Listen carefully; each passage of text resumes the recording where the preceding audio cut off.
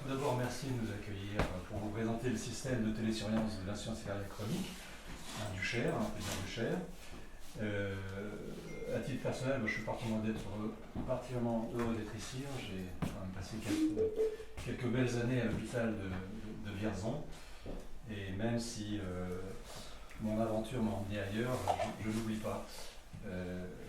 Notamment le personnel avec qui j'ai travaillé là-bas, les patients aussi. Je garde ça comme un bon souvenir. Voilà. Donc la télémédecine, la télésurveillance plutôt, c'est quelque chose qui nous motive, vous pouvez le constater, toute l'équipe est venue, une de nos infirmières n'a pas pu, parce que je crois qu'elle travaille tout simplement. Ouais. Mais comment dire, on aime notre mission, on veut qu'elle profite le plus de monde possible, et donc c'est pour ça qu'on vient vous voir. On est déjà allé à Sancerre, on va aller début avril à Saint-Amand et puis à Bourges pour faire connaître ce système. Vous connaissez bien la télémédecine, c'est rentrer dans les mœurs maintenant.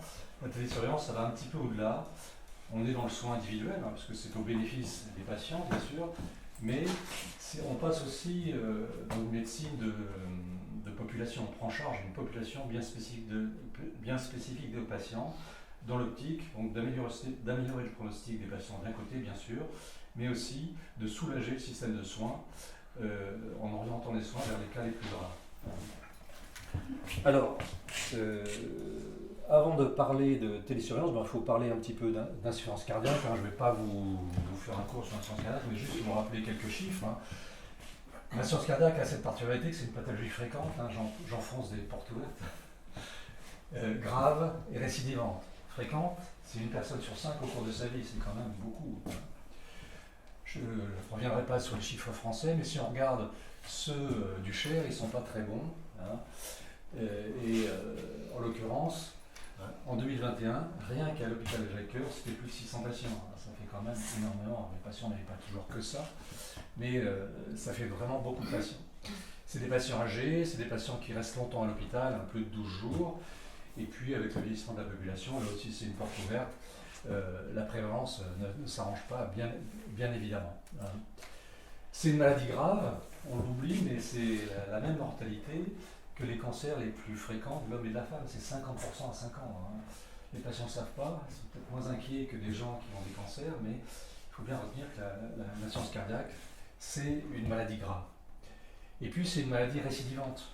Près d'un tiers des patients hospitalisés pour insuffisance cardiaque aiguë récidivent une fois sur 2 au premier trimestre, donc souvent c'est précoce. Et puis ça a une importante répercussion sur le pronostic vital. Moi j'aime les chiffres simples. Une récidive, c'est diminuer l'espérance de vie de la moitié du patient. C'est quand même énorme. Alors après ça a un coût, je ne vais pas y revenir, sauf que ce coût est lié quand même aux 3/4 à la prise en charge hospitalière. Voilà donc pour les quelques chiffres que je voulais vous donner. Alors c'est un peu pessimiste, mais c'est dû à une prise en charge qui n'est pas optimale. Et ça vient de différents niveaux. 50%, une petite faute, des patients, donc 50% des patients ont des signes annonciateurs dans les 5 jours précédant l'hospitalisation. Et ils sont souvent négligés par les patients qui ne jugent pas ça suffisamment grave pour actionner son médecin, son cardiologue ou les systèmes d'urgence. Il a été écrit, c'est peut-être un peu excessif, qu'on pourrait éviter en dépistant ces prémices de décompensation, on pourrait éviter donc 4/5 des hospitalisations. C'est peut-être un petit peu excessif, mais si on en éliminait déjà la moitié, ce ne serait pas si mal. Je voulais dire une autre chose, mais ça m'est sorti de l'esprit. Voilà, si, bien sûr. Je l'ai encadré en rouge parce que c'est la clé de la télésurveillance.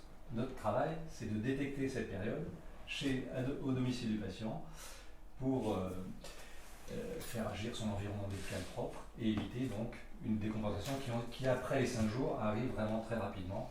Le patient arrive aux urgences et dans le service de cardiologie.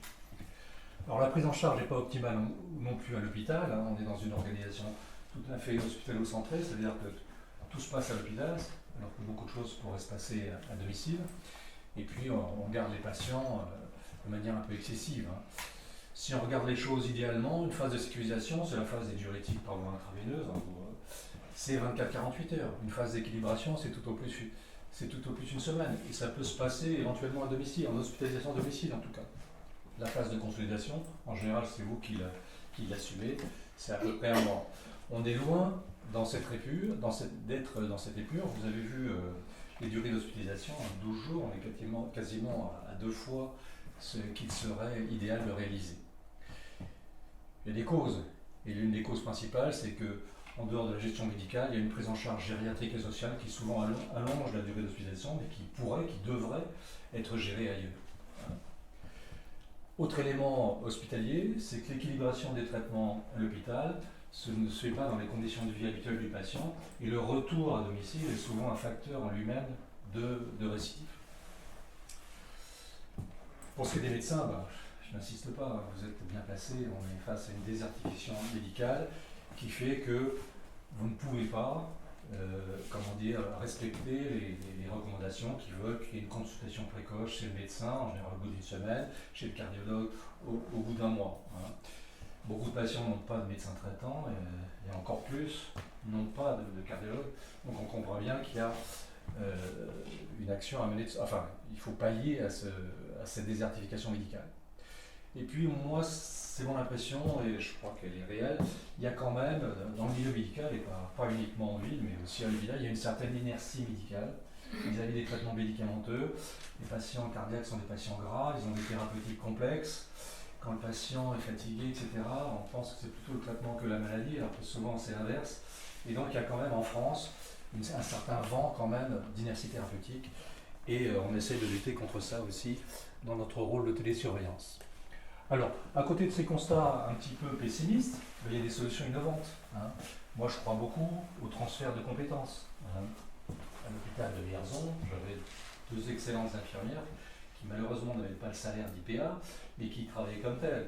Et c'était une collaboration à la fois extrêmement efficace et extrêmement intéressante pour moi, parce que ça me déchargeait d'une partie du travail, que les infirmières faisaient parfaitement, qui valorisaient, j'en reparlerai tout à l'heure, qui valorisaient leur travail. Donc moi je crois que c'est une voie d'avenir. D'ailleurs nos infirmières, qui ne sont pas des IPA, ont des responsabilités d'IPA. Elles reçoivent les doléances des patients, je vous fais examiner les patients. Je pense qu'il y a je suis persuadé depuis très longtemps, je racontais ça dans la voiture, il y a une perte de compétences chez les infirmières qui est énorme, et cette compétence, elle peut aider les médecins à exercer leur métier dans de bien meilleures conditions. Donc pour moi, ces transferts de compétences,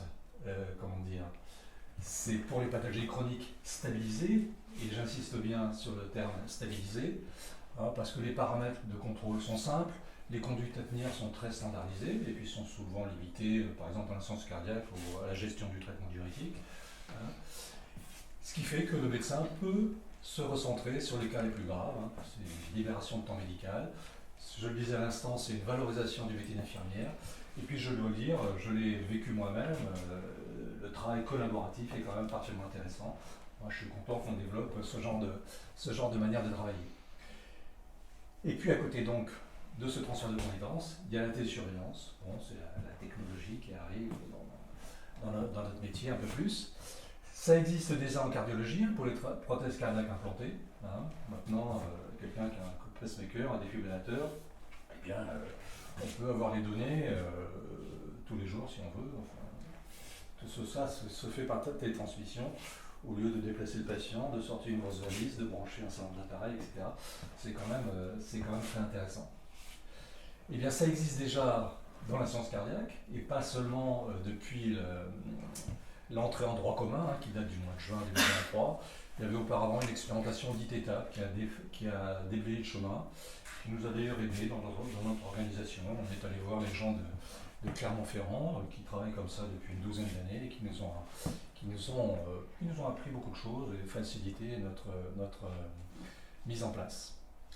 Donc ces solutions, c'est pour optimiser l'offre de soins en disponibilité, en qualité, et puis c'est une meilleure efficience financière. Pour moi, c'est un virage vraiment dans la prise en charge de la santé en France.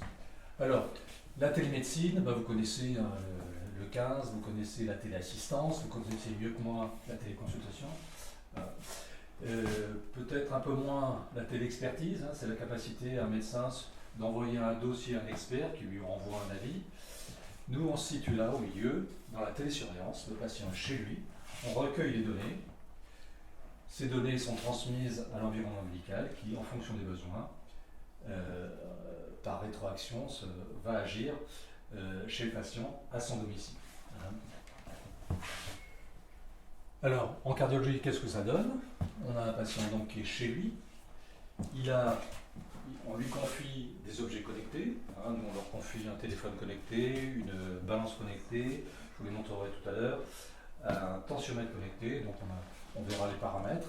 Ces données sont transmises à un système informatique qui est capable de générer des alertes, hein, qu'on peut paramétrer nous-mêmes, qui nous sont transmises.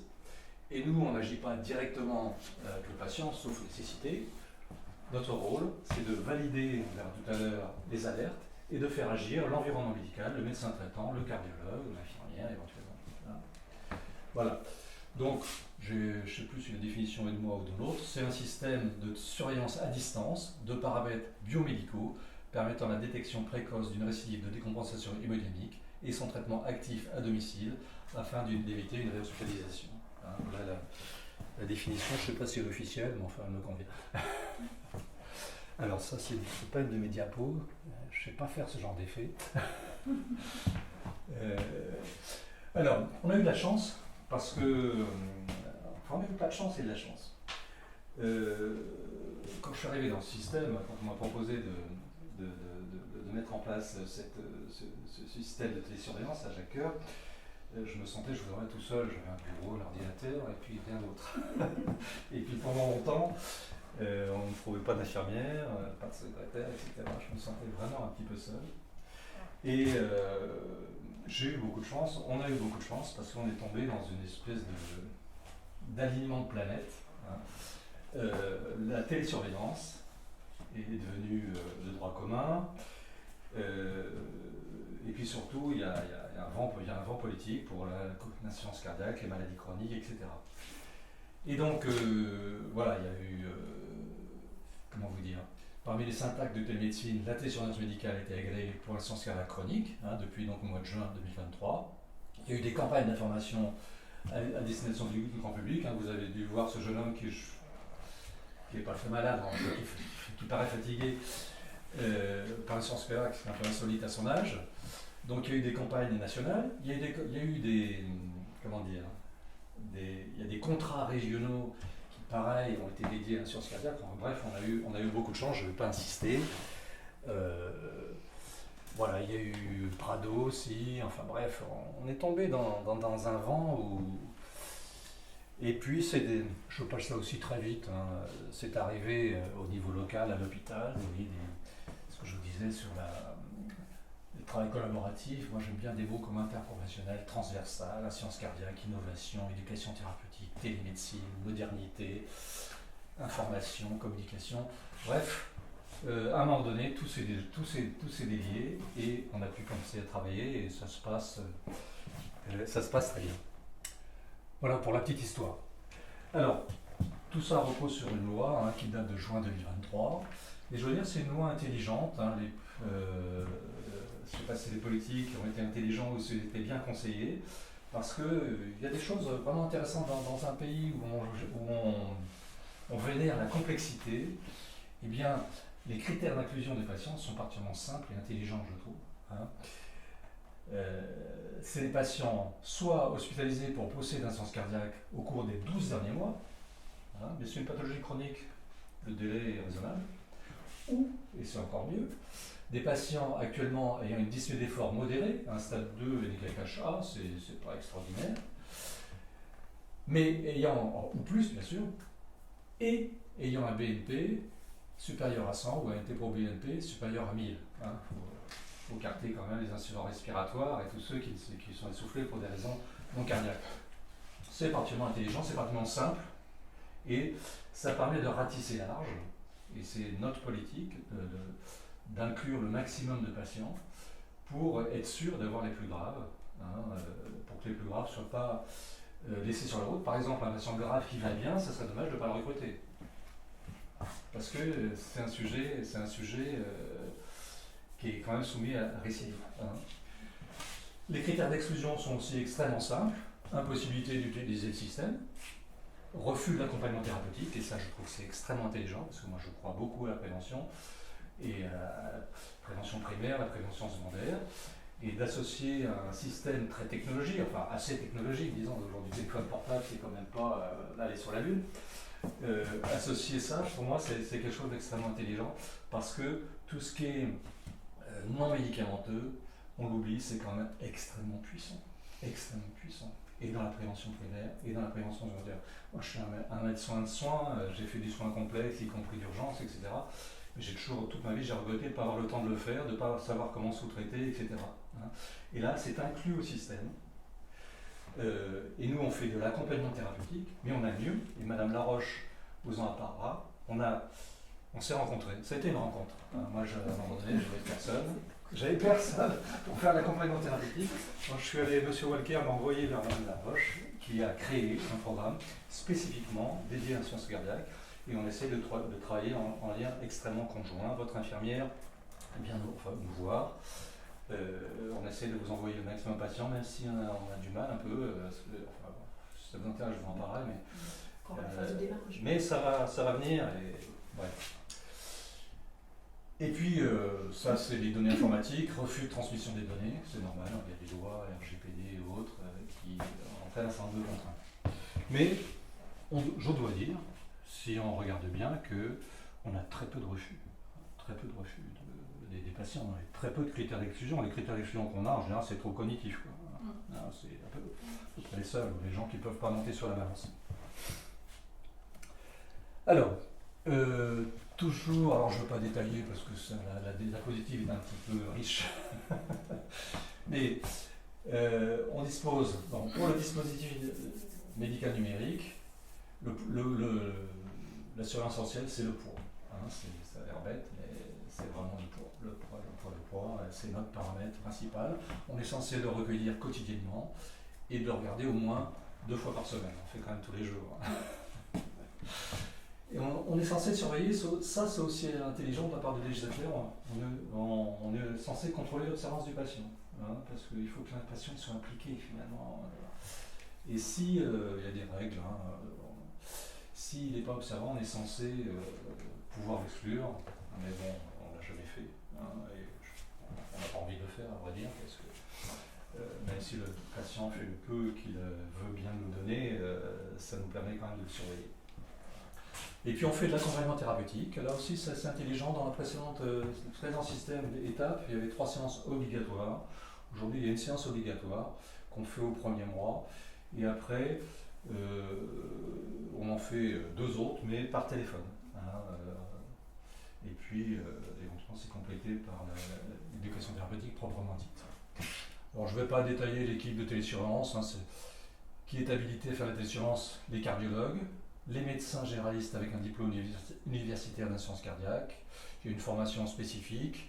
Pour ce qui est de la prescription, c'est tout le monde, en y ajoutant les gériatres, en rapport avec le médecin télésurveillant. Donc là, c'est très large. Vous pouvez inclure un patient quand vous voulez, quand vous le jugez utile. C'est-à-dire que nous, généralistes, Pardon ? Si je trouve un patient qui correspond aux critères d'inclusion, qui a les critères d'inclusion, je peux appeler quelque part ou envoyer un mail. C'est ma dernière diapo. D'accord. On essaie de faire simple. Je vais pas vous le détailler, je vais vous montrer ce qu'on a prévu. Nous, on veut que ça soit simple pour vous. En gros, j'y reviendrai, mais on vous demande vraiment le minimal d'informations. On a fait un formulaire recto verso avec vraiment un truc basique.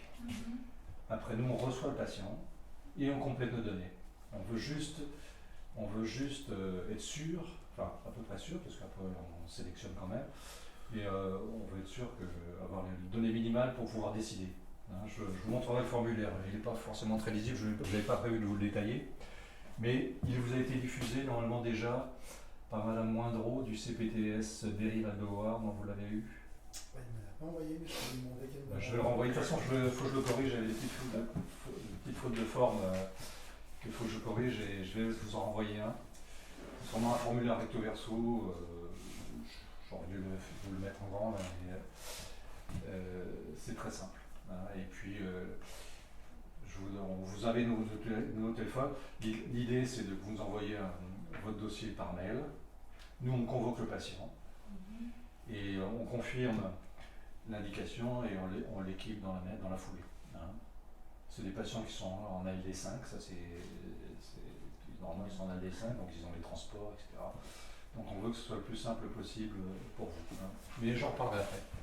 Alors la rémunération, ça vous intéresse pas beaucoup, mais c'est pas très bien payé pour l'hôpital. Hein. 28 € par mois quand le patient pour le standard. Il y a des forfaits majorés quand les patients sont plus graves. Je vous ai mis on ne va pas les détailler non plus. Mais voilà, c'est pas une rémunération fantastique. Hein. Il y a une rémunération pour le système informatique et ça c'est la rémunération de l'hôpital. Hein. Mais nous on a quand même finalement une grosse moitié des patients qui ont un tarif majoré. Ça me rassure un peu vis-à-vis des financiers qui m'ont déjà envoyé des mails pas gentils en me disant que c'est au début. Hein. Notre recrutement était modeste. Ça veut dire vous n'êtes pas rentable. On va vous enlever une infirmière. Non, je suis un peu dur, mais. Alors on est implanté au sein du service de cardiologie, hein, d'ailleurs juste à côté de la surveillance des prothèses cardiaques, c'est un petit secteur de télémédecine. Donc on est vraiment au sein de la cardiologie. En termes de personnel, donc à moi, 50%. On a 2 infirmières qui à L2 assurent un poste, et puis notre secrétaire qui vient le matin. Voilà, avec ça, on a de quoi fonctionner. Et on est pas mal occupé parce qu'il y a pas mal de travail déjà de télésurveillance, et puis on a quand même pas mal de travail d'organisation pour venir ici, il faut voir un certain nombre de choses, etc. Donc on est quand même pas mal occupé.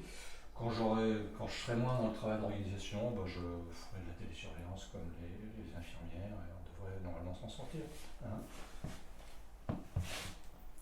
Alors, donc, la solution technique, on a choisi une société qui s'appelle Carline parce qu'elle avait un certain nombre d'avantages. Je ne vais peut-être pas détailler. J'en suis où autant là, vous savez? C'est bon, je peux encore. Parce que les sociétés qui proposent des solutions techniques, c'est un monde. Hein. Sur le site du ministère de la Santé, il y en a une centaine. Quoi. Et puis, un système informatique, c'est comme un mariage, hein, il ne faut pas se rater.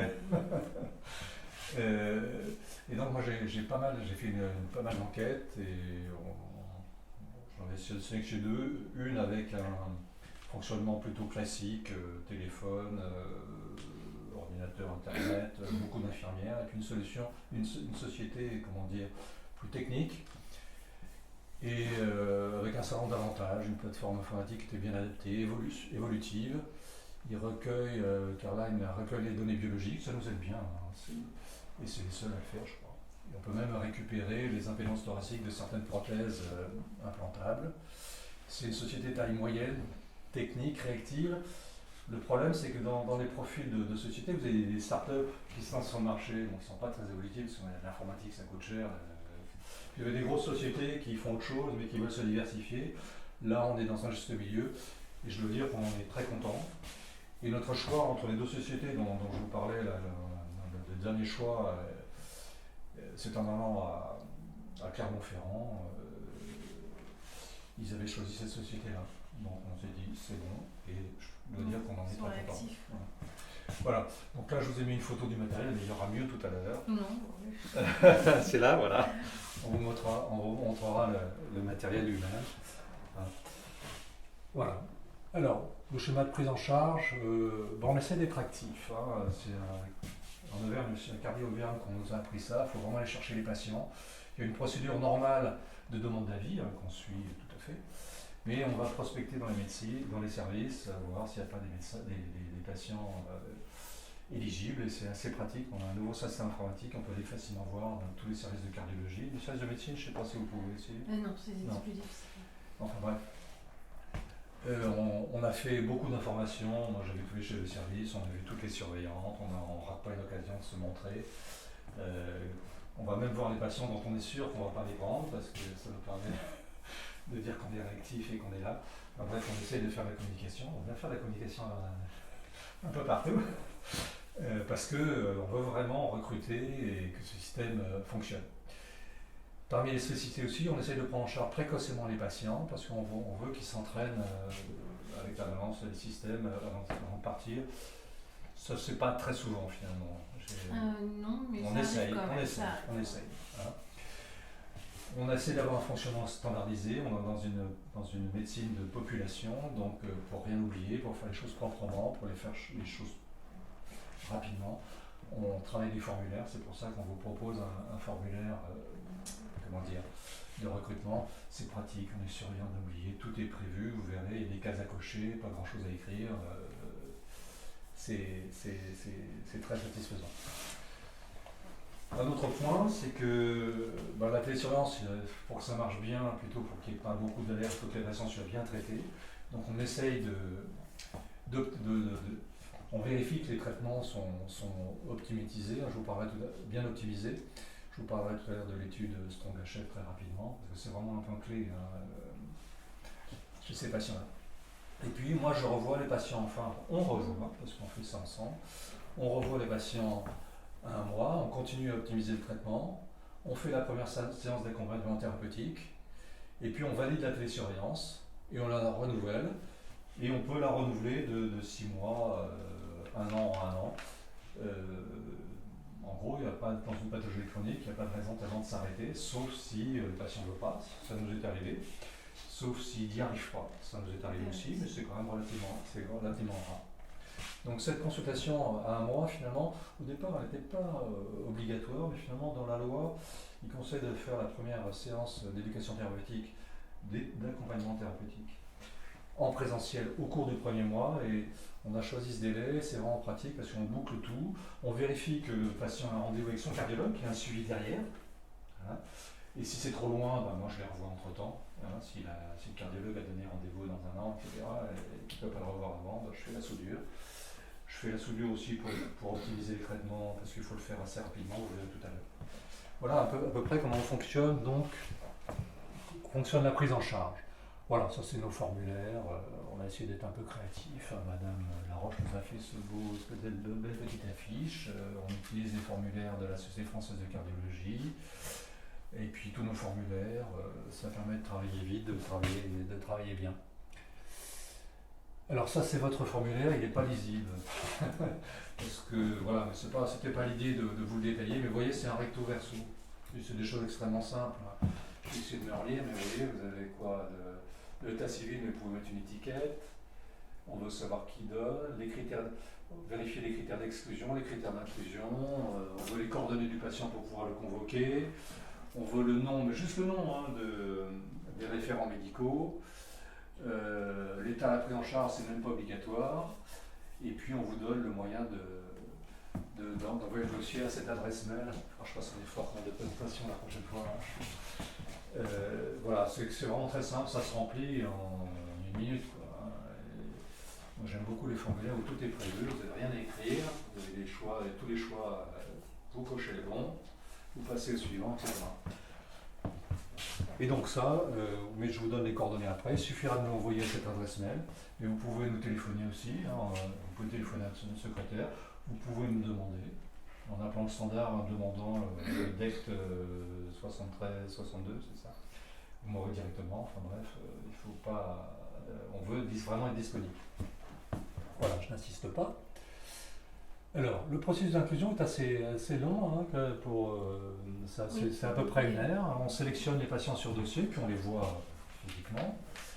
On informe le patient, on recueille le consentement, on l'équipe, on le forme à l'utilisation. On essaie de l'entraîner pendant l'utilisation si c'est possible. Et puis on lui propose déjà, mais on en parle juste à ce moment-là, parce que le patient a beaucoup de choses à dire, il est malade. On lui dit que c'est grave, il a des médicaments, il a des examens. C'est assez lourd quand même pour les patients, et nous on arrive là-dessus. On en rajoute, donc on essaye de ne pas trop en rajouter. Et donc on parle des prises en charge complémentaires qui pour nous sont très importants. Donc il y a l'association Caramel avec son programme dédié à la science cardiaque, il y a le service de réadaptation cardiaque, souvent ça c'est géré par les services, et puis il y a les parcours du cœur pour les patients peut-être qui n'auraient pas besoin de l'association Caramel mais qu'on aimerait bien voir améliorer leur activité physique. Et puis on organise la sortie avec ce rendez-vous à 1 mois, avec une biologie, que je puisse changer le traitement s'il y a lieu. On vérifie qu'il y a un rendez-vous avec le cardiologue, etc. Enfin bref, qu'il y a une continuité dans les soins. Et puis, pour moi c'est très important, c'est aussi pour ça qu'on est là, on informe tous les intervenants médicaux. Moi je ne veux pas qu'un médecin ou une infirmière arrive chez un patient, voit une balance, un téléphone et machin, et se dit mais qu'est-ce que c'est que ça? Donc le patient part avec, combien c'est 4 maintenant ou 5 5 courriers standardisés. Voilà. Avant, vous receviez la lettre habituelle. Donc on a une lettre pour le médecin, pour l'infirmière, pour le pharmacien, pour le biologiste, puis une dernière pour un professionnel de santé, ça peut être un kiné. C'est au patient de m'y remettre. Et on demande aux patients d'y remettre. Et ils ne le font pas. Hein. Pas toujours. Mais ça nous sert, comment vous dire, pour le biologiste par exemple. Ça nous permet, le biologiste nous envoie Les résultats. on fait une ordonnance avec un petit tampon et on a la biologie. J'ai des retours de pharmaciens Oui, surtout les pharmacies, c'est qui ça. nous renvoient un changement de traitement, etc. Voilà. En tout cas, moi, je ne veux pas que nos patients soient... Enfin, il ne faut pas qu'il y ait de surprise, quoi. Il faut qu'on travaille ensemble, en fait. On n'a pas tout fait. On a besoin que vous recrutiez les patients. On a besoin que, quand il y a des alertes, vous les soignez, etc. Il faut qu'on soit dans ce travail collaboratif et donc il faut que vous soyez informés. Alors, quand un patient est à domicile, bon, les problèmes d'utilisation, ça c'est le problème du système informatique. On gère les alertes. Alors en gros, il y a 20% d'alertes dans une file active, dont la moitié est valable en gros. Hein. C'est votre impression, parce qu'on n'a pas fait de calcul encore, mais c'est ce qu'on nous a donné, ce que j'avais retenu d'une webconférence française sur le sujet. Hein. On confirme l'alerte auprès du patient en l'appelant. Hein. Et puis on essaie d'organiser la prise en charge par son équipe médicale et par médical propre. Hein. Notre but, c'est pas de capter vos patients, non, non. Quand c'est possible de vous faire agir. Hein. Alors on gère les traitements diurétiques par téléphone. Quand il n'y a pas de cardiologue, je fais le cardiologue. Ou quand le cardiologue n'est pas disponible. Mais nous, on n'est pas... on prévient bien les patients au premier mois. On leur dit, je ne suis pas votre cardiologue maintenant, etc. On reste à disposition. Mais l'idéal, c'est que ce soit l'entourage propre du patient qui agisse. Hein. Alors, c'est pas toujours facile, je suis bien d'accord. Moi, pour mes confrères hospitaliers, ils me disent tu fais, mais quand j'appelle les cardiologues libéraux, j'appelle Jean-François Millet il n'y a pas longtemps, il me dit tu t'occupes de tout, ouais. Parce qu'ils sont débordés, quoi. Mais moi, dans le principe, je veux bien faire, mais en informant et en collaborant avec l'entourage médical. Hein. Alors on avait envisagé d'utiliser la téléconsultation, pour l'instant j'en dispose pas, mais bon, par téléphone on a quand même beaucoup de choses. On pourrait utiliser l'hospitalisation de jour, l'hospitalisation de domicile, bon tout ça reste un peu théorique pour l'instant. Hein. Alors l'accompagnement thérapeutique, il y a 3 sujets, mais là je ne vais peut-être pas le déflorer parce que vous allez faire mieux que moi. On a 3 sujets à proposer aux patients. On le fait de manière assez rapide finalement, c'est pour ça qu'on est content d'avoir un relais plus professionnel. Alors les perspectives, il faut savoir que le système est ouvert à tout patient et il y a une prise en charge de sécurité sociale sans reste à charge instillée en ALD5. Hein. Le reste à charge, c'est les piles quand elles sont usées. Hein. Bon, on n'a pas eu de plainte et pour l'instant pas de reproche de ce côté-là, mais c'est arrivé à certains centres, hein, ils nous en ont parlé. Et les gens même hors département. Hein, moi je me suis renseigné auprès de la CPM, tout français, qui a une prise en peut venir. On a des gens. La question s'était posée avec Issoudun, je ne sais plus. Je sais plus. Châteauroux, peut-être. Je ne sais plus. Enfin, c'est tout patient. Et puis, pour développer le système, on a fait beaucoup d'informations à Jacques Coeur, au groupe hospitalier territorial, et puis maintenant on veut vous mettre dans la boucle et la porte d'entrée des CPTS nous a paru la meilleure. Mais il y en a d'autres. Pas plus tard que mardi, je suis allé voir Thierry Belland, le président du Conseil de l'Ordre, et il va diffuser une lettre d'information et un formulaire, et ce fameux formulaire de recrutement pour que tout le monde sache que le système est disponible. Voilà. J'ai encore un peu de temps.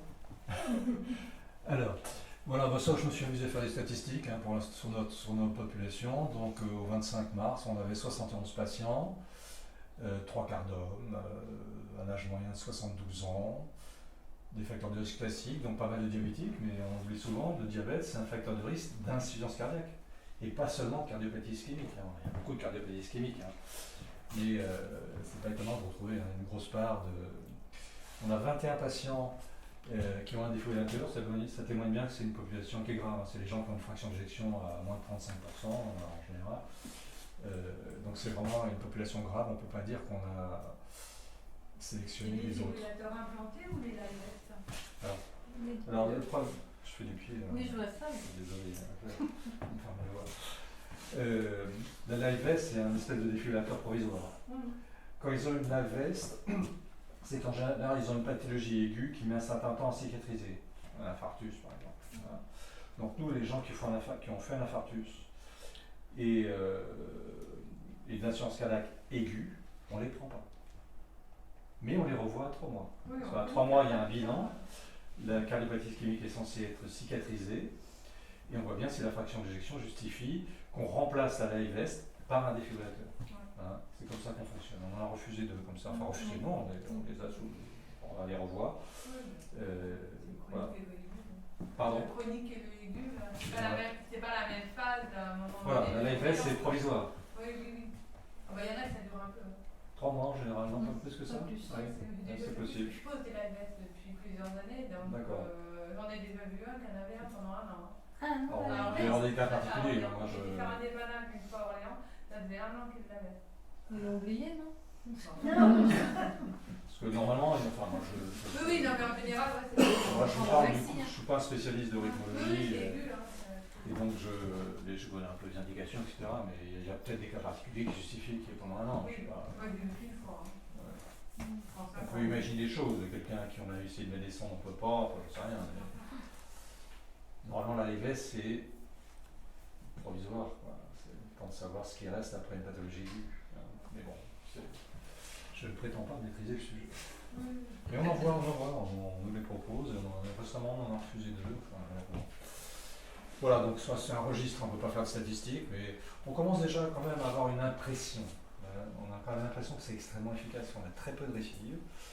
Et on analyse les récidives, c'est important pour nous.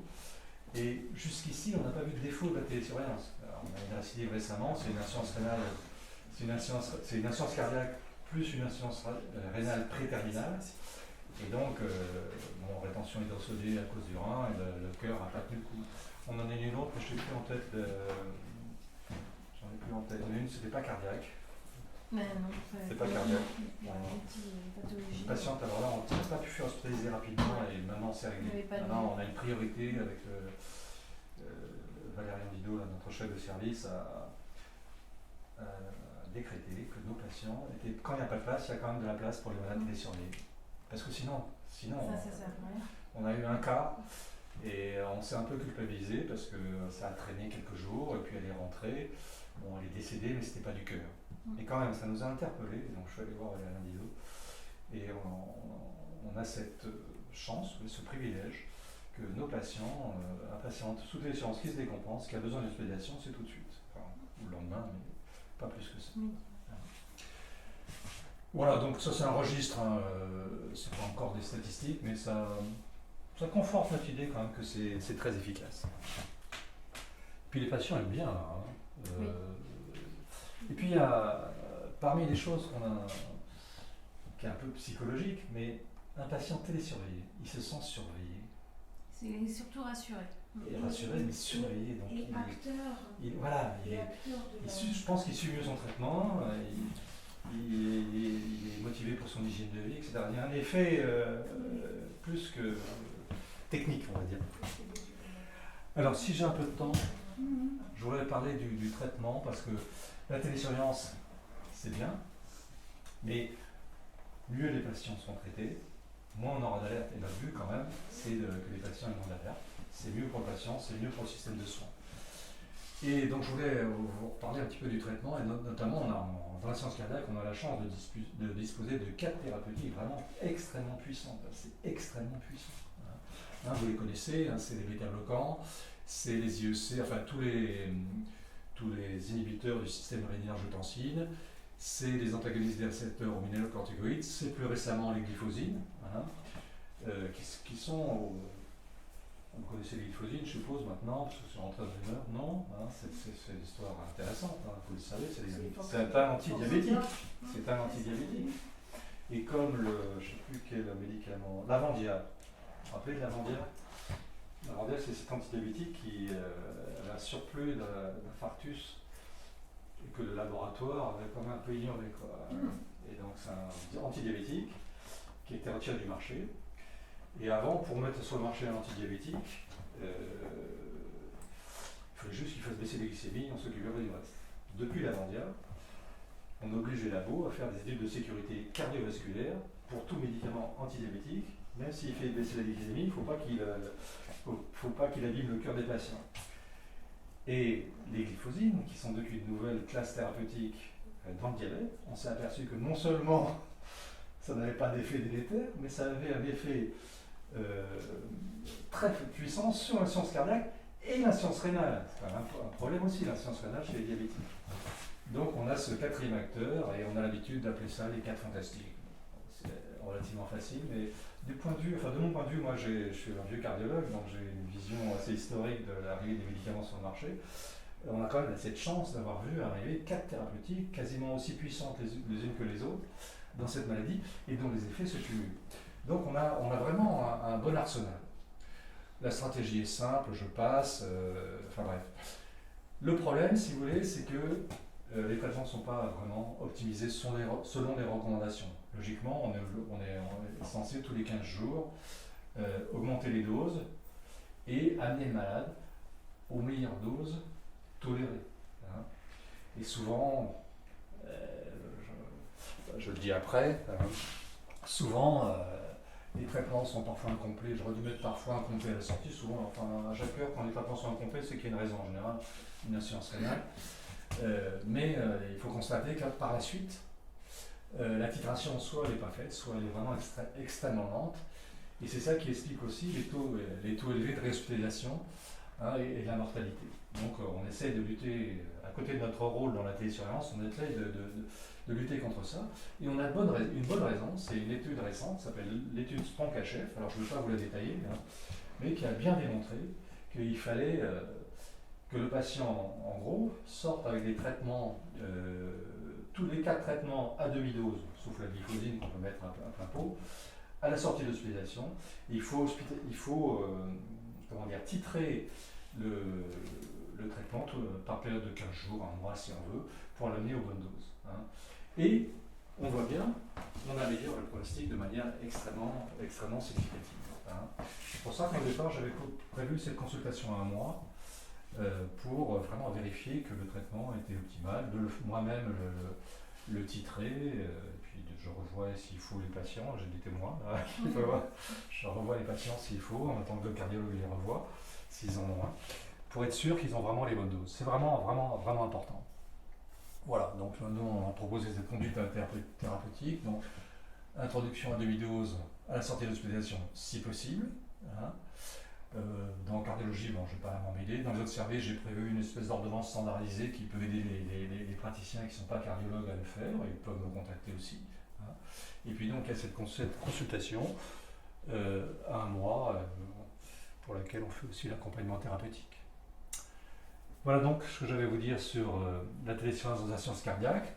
Donc c'est un système innovant, hein, je veux dire motivant, parce que même du point de vue humain, les infirmiers disent que vous vous sentez bien, oui, c'est un bon métier, voilà, c'est pas un métier de standardiste. Hein. Non, on crée vraiment un lien quand il y a des alertes, voilà, quand on les appelle, déjà ils se sentent surveillés et ils ont des questions, on peut leur répondre tout de suite, ils peuvent nous appeler quand ils veulent, ils ont notre numéro tout le temps.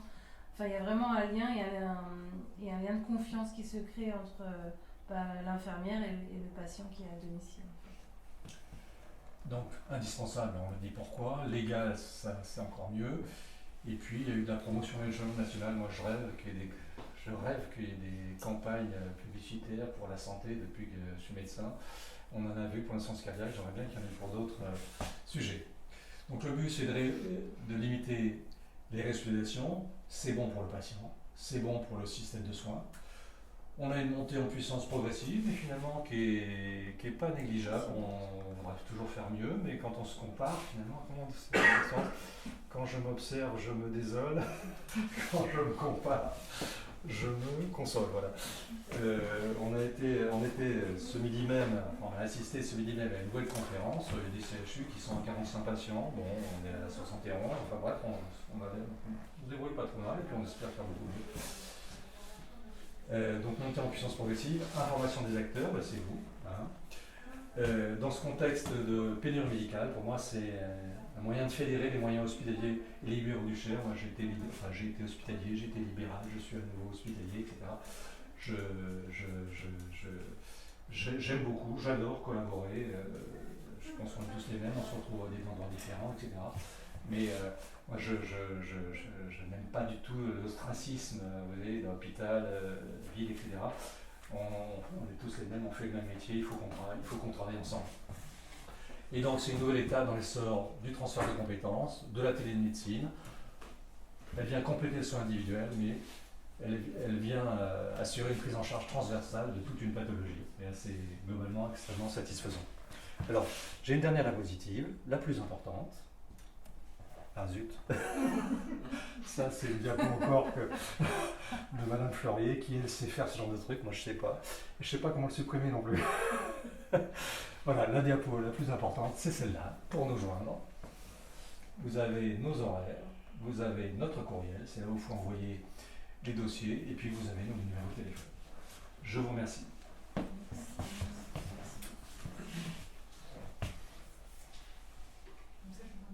Est-ce qu'il y a des questions?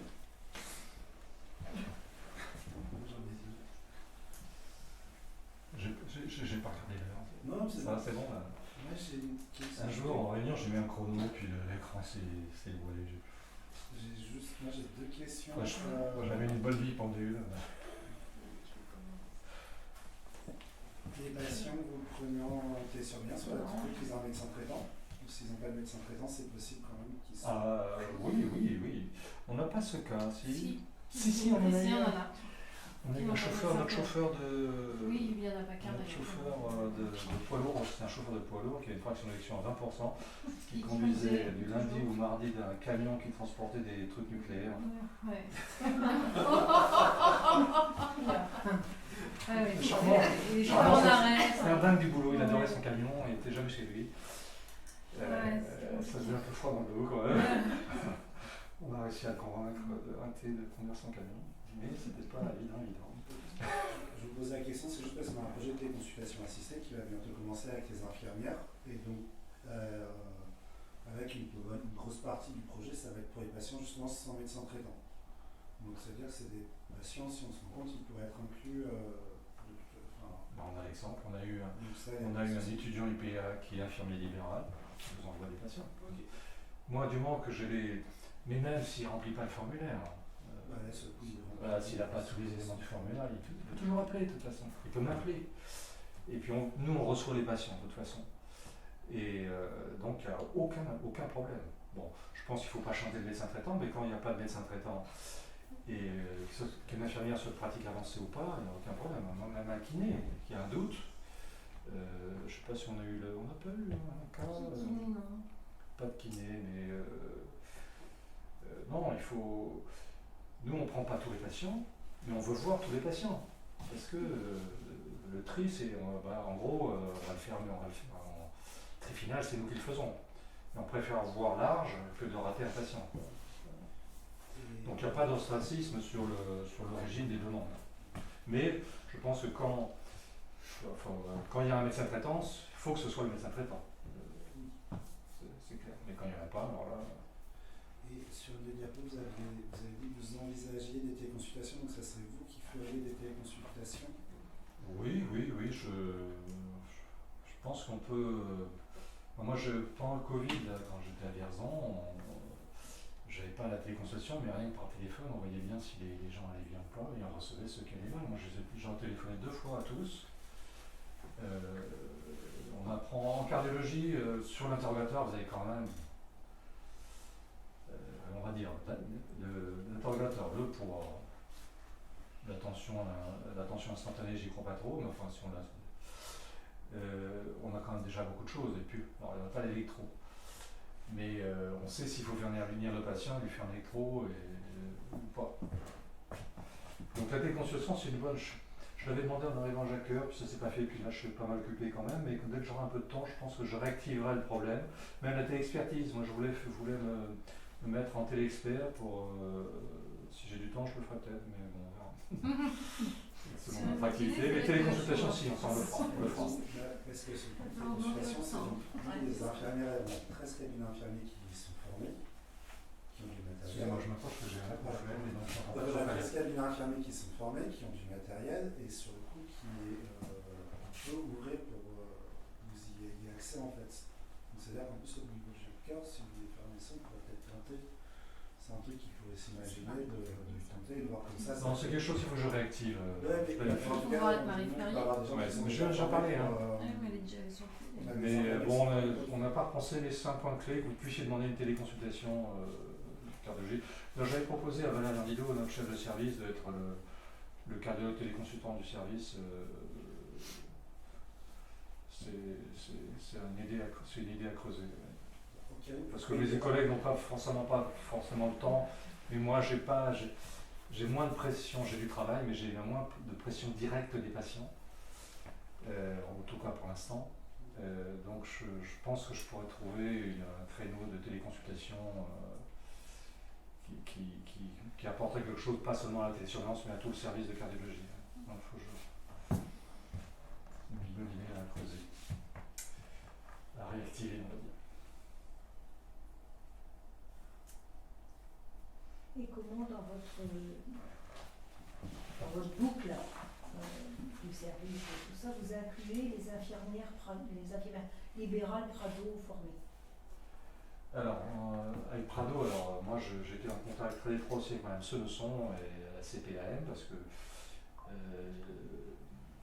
comment vous dire,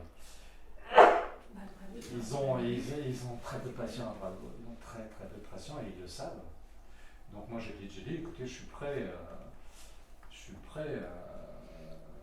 nous, dès qu'on recrute un patient, on vous contacte, etc. Et donc les infirmières de Prado viennent nous voir encore une semaine. Tous les jeudis. Voilà. Voir s'il n'y a pas des patients éligibles. Et on s'est aperçu qu'en fait les deux systèmes n'étaient pas compatibles en fait. En gros, il faut prendre le maximum de patients en télésurveillance et les autres peuvent relever de Prado. Moi j'étais très content qu'il y ait Prado, parce que Prado normalement c'est un système qui organise, qui verrouille la sortie d'hospitalisation. Et c'est un point clé, revoir le médecin traitant, revoir le cardiologue, etc. Caler les infirmières, les biologies, etc. Pour nous, quand Prado est efficace, nous, on y gagne. Les patients sont mieux soignés, on a moins d'alertes, etc. Donc je pensais travailler vraiment très conjointement avec eux, mais on s'est aperçu qu'en gros, ce n'est pas les mêmes patients. C'est pas les mêmes patients. Les patients très âgés dépendants, c'est Prado. Et nous, c'est la télésurveillance. Alors nous, on n'a pas de limite d'âge, hein, parce que nous, on a des patients de plus de 90 ans. Je ne voulais pas montrer, on a 92 ans. Hein. Nous, du moment que le patient est capable de monter sur la balance, de tapoter sur un téléphone portable, puisse faire le tactile. C'est ce qui est le plus compliqué, c'est le téléphone tactile. Ils appuient et au lieu de tapoter. Il y a une petite... Et le problème du système de Prado, il a été créé avant la télésurveillance. Donc ils ont tout un système d'espèces de surveillance sur papier, etc. Donc pour les patients, c'est infernal. Ils sont en télésurveillance. Ils ont le carnet à remplir, alors que nous, on a les données automatiquement, etc. Donc c'est deux systèmes qui sont antinomiques. Donc on essaie de travailler ensemble, ils viennent nous voir pour voir si on a des noms à leur donner. Donc en gros, ils prennent ceux qu'on ne prenne pas. Ce qui est bien, hein. Mais quand on regarde la statistique, ils en ont très peu, quoi. C'est une douzaine par an, quoi, un peu comme ça. Prado va plus prendre en charge le problème aigu à la suite de l'hospitalisation, qui va devenir chronique et qui va devenir du coup votre patient, mais à la phase de début, normalement, la phase Moi, j'aimerais bien pareil. que Pernod fonctionne à grande échelle, hein, parce que ça nous aiderait à être sûr que nous, on ne va pas vérifier. Moi, je demande s'il y a un rendez-vous chez le cardiologue. Alors, si c'est l'hôpital, je peux vérifier, mais après, c'est le patient qui me dit. Moi, j'aimerais bien que tout soit verrouillé. Alors, moi, je ne vérifie pas toujours le médecin traitant, ça, c'est plus, on laisse ça plutôt au service. Moi, je vérifie le cardiologue, parce qu'il y a un rendez-vous avec le cardiologue. Mais Prado, le travail de Prado, c'est justement d'organiser tout ça. Oui, et puis de vérifier aussi le poids, la tension, machin. Ça, à mon avis, très honnêtement, maintenant que la télésurveillance existe, Oui. ça n'est plus. Ça brouille un peu les pistes. Ils font, alors que leur système est fait pour verrouiller, bon. Enfin, disons que maintenant, ce qu'ils font en surveillance devient contre-productif. Enfin, non, finalement, ça ne devient pas trop contre-productif, mais on ne peut pas faire les deux en même temps. Et donc, c'est pour ça qu'on a décidé, on s'est réunis, et nous, on regarde si les patients entrent en télésurveillance, et ceux qu'on ne prend pas, ils sont pris par Prado. Ok, merci.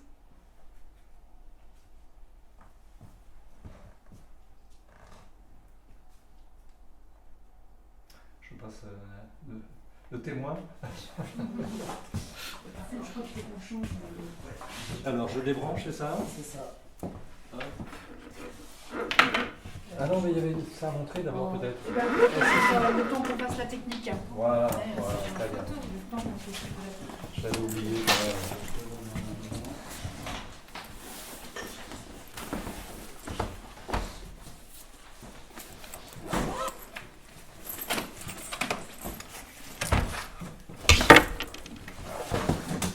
Alors, c'est une balance très design, donc qui est assez lourde quand même, mais voilà, c'est la balance qui permet de télétransmettre le poids. Ça s'affiche en digital et ça s'affiche directement sur le téléphone. Quand le patient monte, il suit l'instruction et ça s'affiche directement sur le téléphone. Ils n'ont plus qu'après à faire transmettre. Et avec des fils, vous êtes dit? Pardon, piles. On fournit le premier jeu et après c'est à eux de fournir les piles. D'accord. Et elle queen quand t'as besoin de piles, enfin voilà, Elle s'arrête, elle s'allume pas. D'accord. Voilà, elle cogne pas. Mais le tensiomètre lui prévient, j'ai appris ça Oui, aujourd'hui. le tensiomètre s'allume en rouge. Alors le téléphone qui est dédié qu'à ça, bien sûr, hein, qui est juste fait pour transmettre et pour répondre à un petit questionnaire aussi, parce qu'il y a un petit questionnaire de 5 questions, justement pour savoir si les patients sont essoufflés à l'effort, s'ils sont essoufflés au repos, s'ils ont besoin de mettre un oreiller supplémentaire. Enfin voilà, qui doivent répondre pour 2 fois dans la semaine à ce petit questionnaire, et c'est pareil avec une fois qu'ils ont répondu, ils nous transmettent et on a toutes les réponses sur notre ordinateur. Vous les relancez si vous n'avez pas de nouvelles? Pardon? Vous les relancez si vous Oui, n'avez pas de oui, nouvelles? parce que si jamais il n'y a pas de... On a aussi des alertes quand ils ne sont pas observants. En De fait. transmission. Voilà. Donc si ça fait 2 jours ou une semaine qu'ils n'ont rien fait, je les appelle. Oui, et puis je leur rappelle qu'il faut le faire. Puis généralement ils le font. Alors, Voilà. quand ils s'absentent aussi. Oui, quand ils s'absentent, généralement ils nous appellent, on met une petite note et comme ça on sait, on n'a pas à s'inquiéter. Voilà. S'ils n'ont pas envie d'emmener le matériel, on sait que pendant le week-end de Pâques, là par exemple, on aura moins de pesées et voilà, généralement ils reprennent après et on fait. Donc les questions, c'est eux qui répondent ou c'est le téléphone qui leur dit il faut répondre Ah non, c'est eux qui répondent. C'est-à-dire qu'ils savent que 2 fois dans la semaine, ils doivent faire leur questionnaire. Il y a sur l'écran, il y a questions. Ils appuient sur question. Et là, il y a une question, on appuie sur suivant, il y a l'autre question et ils répondent. Et ils font transmettre à la fin des 5 questions. Ouais, c'est du oui-non, c'est vraiment très simple. C'est vraiment très simple. Mmh. Après, moi, ce que je disais, c'est vraiment le tactile pour les personnes âgées qui est un petit peu difficile, quoi. Faut vraiment qu'ils aient pas non plus les doigts pleins d'arthrose, parce que c'est pas très facile à tenir le téléphone. Pour les personnes très âgées, c'est vraiment la difficulté. Mais sinon, ça se passe plutôt bien. Et puis le tensiomètre, pareil, ça reste un tensiomètre qui s'allume en rouge, lui, quand il a plus de pied. Donc vous fournissez ce matériel à chaque patient. À chaque patient, voilà. C'est prêté. Et s'il veut rendre, eh ben, il vient, puis il nous le redonne tout ça. Ou alors c'est récupéré par la société Carline aussi.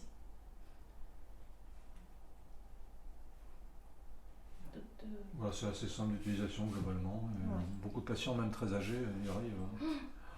Puis on essaie de limiter un petit peu les mesures. Donc le poids c'est tous les jours, mais la tension on la demande une fois par semaine, ça suffit. Les tensions quotidiennes ça n'a aucun sens, médicalement parlant. Et puis le questionnaire 2 fois par semaine. Voilà. Parce que bon, ils ont déjà beaucoup de contraintes et on essaie vraiment de voir juste les données dont on a besoin sans excès. Voilà. Après, très souvent, il y a les personnes, surtout aussi les plus âgés, quand on les a formés en chambre et qu'ils rentrent après chez eux, des fois ils ont un bug, ils savent plus. Ils se retrouvent devant le téléphone et ils savent plus comment faire. Donc, alors, on leur redonne notre petit dossier où là, on met bien nos numéros de téléphone, on le met à plusieurs endroits et ils savent qu'ils peuvent nous appeler et très souvent on refait une petite éducation par téléphone. Alors là, c'est un petit peu plus comique souvent parce que nous, on ne voit pas l'écran, on ne voit pas ce qu'ils voient, mais on arrive quand même à s'en sortir. Donc voilà, on refait un petit topo et généralement ça marche bien. C'est bon? Lundi est férié, Oui. et donc il a pris 4 kilos lundi. Ben, on a mardi pour réagir. Alors on n'est pas, c'est une bonne question parce qu'on n'est pas un système d'urgence. Bon, Si le patient a 4 kilos, il va s'essouffler et on les prévient bien d'ailleurs. Oui. C'est dans la loi, il faut bien le dire, on n'est pas un système d'urgence. On est, Mais il est éduqué, donc il va Alors, appeler normalement. voilà, normalement il va appeler le 15. On n'est pas dans la téléassistance ni dans le système d'urgence. On est vraiment dans la surveillance. D'ailleurs, dans la loi, on pourrait ne relever le poids que 2 fois par semaine. Hein. On le fait tous les jours, évidemment. Mais il faut bien comprendre que ce n'est pas un système d'urgence. Les patients sont informés de ça. S'ils ne vont pas bien, c'est médecin traitant ou le week-end, le 15. Oui, on leur dit bien ça. Parce qu'ils savent que le samedi dimanche, on est fermé. Les jours fériés, on est fermé. Donc, ils sont bien au courant. Alors on a un peu anticipé ce problème, c'est pour ça que les questionnaires, on avait fait mardi, vendredi, je crois, justement, pour avoir une réponse de questionnaire avant le week-end. On a calé un certain nombre de choses comme ça, avec cette idée que, voilà, il ne faut pas laisser trop longtemps les gens sans surveillance. Bon. Après, quand on voit, si on a eu des patients qui se sont décompensés rapidement, mais pour des raisons très particulières, mais chez les gens qui vont pas bien, on voit bien la courbe de poids qui monte. On prend 2-3 kilos, parfois c'est très insidieux, mais on voit bien. Alors 4 kilos d'un coup, oui, ça peut arriver, un repas de Pâques. C'était justement par rapport à ça. Voilà. Mais bon, on les prévient, ils sont éduqués aussi à ça, enfin je pense que vous aussi vous le faites, on leur apprend à gérer les... Parce qu'il faut pas que la médecine soit punitive, si vous voulez. Nous, on leur interdit pas les petits excès de temps en temps, on leur demande de pas, que ce soit pas trop, ni trop fort, ni trop répété, et de savoir gérer derrière. Hein. Et on n'a pas trop de soucis ici, on en a eu des soucis d'excès de repas festifs. Oui, ça peut arriver. après Noël, un peu plus. Mais c'est vrai que c'est un problème, mais bon, là si je demande à l'hôpital, un médecin et une infirmière pour le week-end, je ne l'aurais pas. Non, mais en fait, ça met en avant l'éducation du patient, c'est Absolument. ça le truc, et qui doit réagir, il sait réagir et s'autonomiser aussi.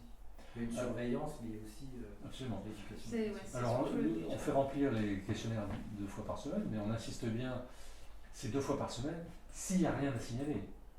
S'il y a quelque chose à signaler, c'est le jour même. Ça, on insiste bien là-dessus. Mais on n'a pas de solution pour le week-end. Ça.